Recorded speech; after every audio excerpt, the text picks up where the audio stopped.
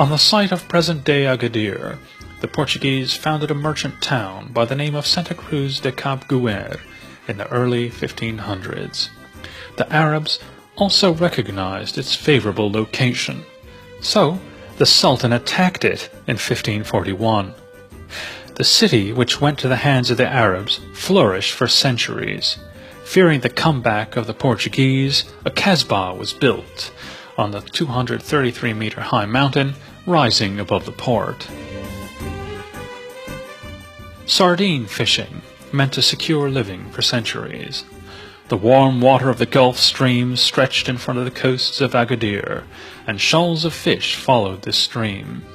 This is how the biggest sardine port in the world developed.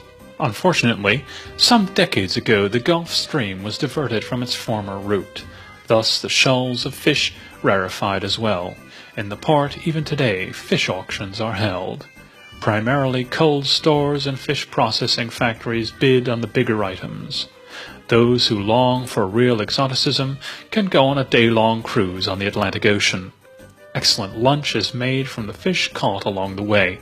If they succeed in catching a shark, they will prepare that too. Agadir was not devastated by the earthquake in the 18th century, but the one that occurred in February 1960. The epicenter of the earth and sea quake was directly next to the city. The death toll was 15,000. Practically all the buildings in the city were ruined. Reconstruction took years. Maybe there are not any monuments, but there are things to see. The new Great Mosque is just as nice as the old had been. In the place of the devastated old town, a new Medina was built, which is practically a village museum where a little Arab town was created with the concentrated use of the materials and patterns of Moroccan architecture.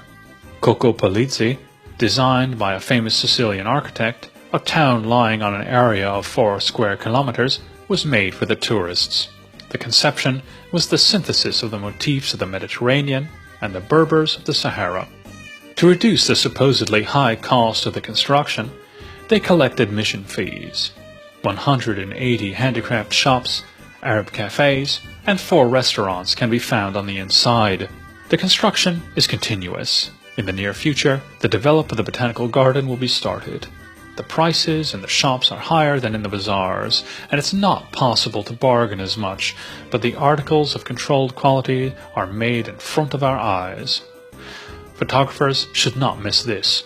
If we sit around at this essence of Moroccan culture, we understand why Pierre Loti, the French writer who settled in Istanbul, Saint-Exupéry, the pilot writer, Tennessee Williams, Jean Genet, film directors Bernardo Bertolucci and George Lucas, the crime story writer Agatha Christie, and the Orientalist professor Germanus admired the country.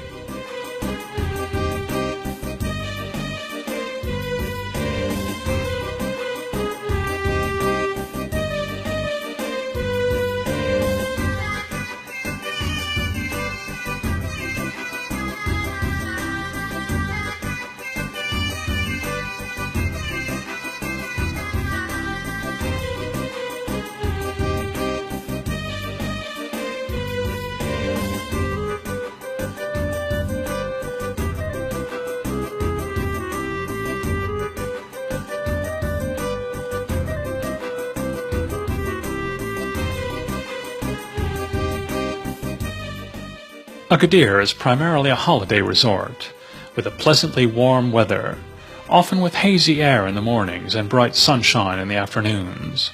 Due to its favorable location, the ocean moderates the warmth of the Sahara, and the Atlas protects it from the winds. The hotels of the city meet all expectations.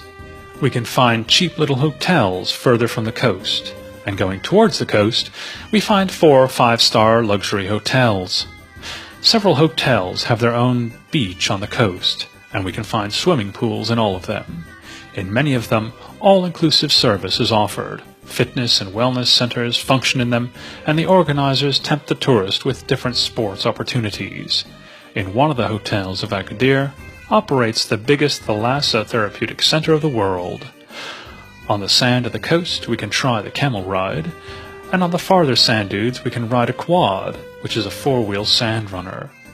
We may surf or kite, and they may also organize day-long yacht excursions. As an evening program, we could see the high-quality show at the Café de Paris.